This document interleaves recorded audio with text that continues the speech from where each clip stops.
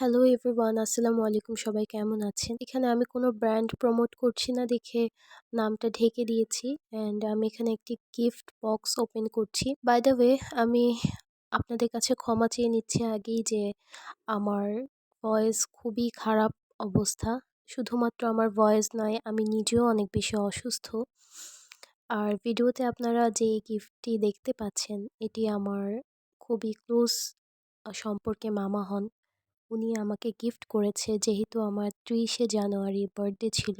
আমার এই বার্থডেটা আমার এই অবস্থানেই সেলিব্রেট করতে হয়েছে। তো আমাকে যারা উইশ করেছে, যারা আমাকে গিফট করেছে, আমাকে সারপ্রাইজ দিয়েছে, আমি সবাইকে অনেক বেশি ধন্যবাদ জানাতে চাই। আসলে আমার মেইন প্রবলেমটা হয়েছে গলায়। আমার টনসিলের সমস্যা সেই ছোটবেলা থেকে টনসিলের সমস্যা ছিল। তো টনসিলের পাশে মেবি একটা অংশ থাকে, যে অংশটার নাম হচ্ছে এডিনয়েড। আপনারা হয়তোবা অনেকে এটার সাথে পরিচিত, আবার কেউ হয়তোবা এটাকে চেনেন না। তো এডিনয়েড বেসিক্যালি একটা আমাদের গলারই একটা অংশ, যেটা হচ্ছে আমাদের শ্বাস-প্রশ্বাস নিতে সাহায্য করে এবং এটা আমাদের শরীরের রোগ প্রতিরোধ ক্ষমতাতেও অনেক বেশি অবদান রাখে। তো সবার এটা হচ্ছে নরমালি ৫ বছর বয়স পর্যন্ত এটা বাড়তে থাকে।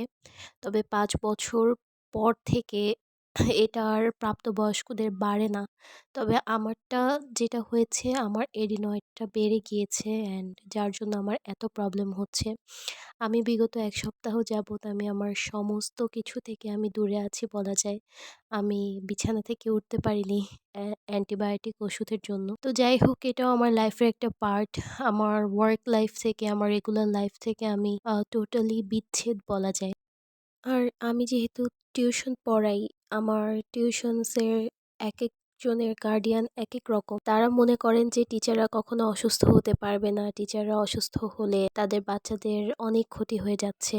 ঠিক আছে, বাচ্চাদের পড়াশোনার একটা গ্যাপ হচ্ছে, আমি সেটা জানি, বা আমরাও আমাদের বাসায় ছোটবেলায় টিচার রেখে আমরা পড়েছি। কিন্তু যেটা সবথেকে বড় কথা, এনাদের মধ্যেও কিছু গার্ডিয়ান আছেন যারা আমার প্রতিনিয়ত খোঁজ খবর নিচ্ছেন, যারা আমাকে দেখতে এসেছেন, আমার জন্য দোয়া করছেন। আবার তাদেরই মধ্যে কিছু মানুষ আছেন জানুয়ারি মাসেও তাদের পড়াশোনা নিয়ে তারা এতটাই ডিপ্রেসড যে ম্যাম অসুস্থ থাক বা যে পরিস্থিতিতেই থাক না কেন, তাদের বাচ্চাকে পড়াতে যেতেই হবে। এনি হাউ, উইদাউট ইট তুমি হলে পড়াও, না হলে কিছু একটা করো। তো আসলে কিছু মানুষের মধ্যে আসলে এই নৈতিক বোধ বা নৈতিকতা বোধের অনেক বেশি অভাব আছে। আমি যার জন্য সিদ্ধান্ত নিয়েছি কিছু টিউশনি আমি স্কিপ করব এখান থেকে। ইনশাল্লাহ আমি অসুস্থ হয়েছি, আবার সুস্থ হয়েও যাব।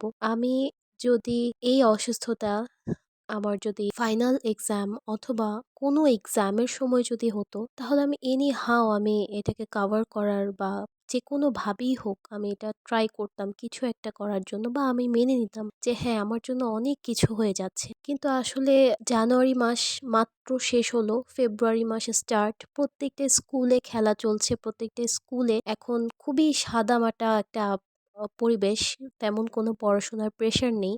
তবে এর মধ্যেও কিছু গার্ডিয়ান, তাদের কাছে মনে হয় তারা আমাকে যে বেতনটা দিচ্ছে অনেক বড় কিছু তারা দিয়ে ফেলছে। অথচ আমি যতটুকু ডিজার্ভ করি ততটুকুও তারা দিচ্ছে না, তার থেকে ৩ থেকে ৪ গুণ কম তারা আমাকে দিচ্ছে। তবুও প্রয়োজন আমার বিধায় আমি পড়াচ্ছি। যাই হোক, কথাগুলো আমার খুব মনের কষ্ট থেকে বলা, আপনাদের সাথে তাই একটু শেয়ার করলাম। আশা করি আপনারা কেউ কিছু মনে করবেন না। যাই হোক, এখানে আমি হচ্ছে গিফট যেগুলো খুললাম আপনারা দেখতে পেলেন। খুব সুন্দর, সুন্দর গিফট। এটা একটি কম্বো গিফট ছিল। ছোট্ট একটি পারফিউম, ক্লোথস, তারপর হচ্ছে আদার্স অনেক কিছু ছিল আপনারা যা দেখলেন। খুবই ভালো লেগেছে আমার কাছে। আমি আরো গিফটস পেয়েছি। সবার কাছ থেকে হয়তোবা পাইনি, কারণ অনেকেই আছে যাদের কাছ থেকে আমি অনেকটা দূরে চলে এসেছি। আত্মীয়স্বজন, ফ্রেন্ডস, তারা সবাই তো সবসময় একসাথে থাকে না। তবুও আমার খুব কাছের মানুষজন সবাই আমাকে চেষ্টা করেছে এই অসুস্থতার মাঝেও কিছুটা হলেও আমাকে আনন্দ দিতে। তো আলহামদুলিল্লাহ, আমি খুবই স্যাটিসফাইড অ্যান্ড আমি খুবই আনন্দিত হয়েছি। এখন কথা বলার সময়ও আমার যে কতটুকু কষ্ট হচ্ছে সেটা আসলে আমি বলে বোঝাতে পারবো না। তবুও একা বসে আছি, ভালো লাগছে না, তাই বলছি। আর এখানে এই যে নেলস নিয়ে একটু টুংটুং করতে দেখতে পাচ্ছেন। এই নেলসটা আমার ছোট বোন আমাকে বার্থডে গিফট হিসেবে দিয়েছে।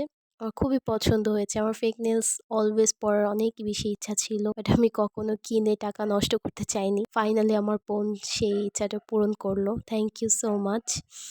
আর এখানে হচ্ছে আমার খুবই ফেভারিট একজন মানুষ আমাকে এই ড্রেসটা গিফট করেছে। ড্রেসটা দেখতে খুবই সুন্দর। বাট এখানে অতটাও সুন্দর লাগছে না কারণ আমি ছবিটা ভালোভাবে তুলতে পারিনি। তো সবাই আমার জন্য দোয়া করবেন। আশা করি আপনাদের সাথে আমার আবার দ্রুত দেখা হবে ইনশাল্লাহ। সবার দোয়া এবং সুস্থতা কামনা করে আমি আজকের মতো আমার ব্লগটা শেষ করছি।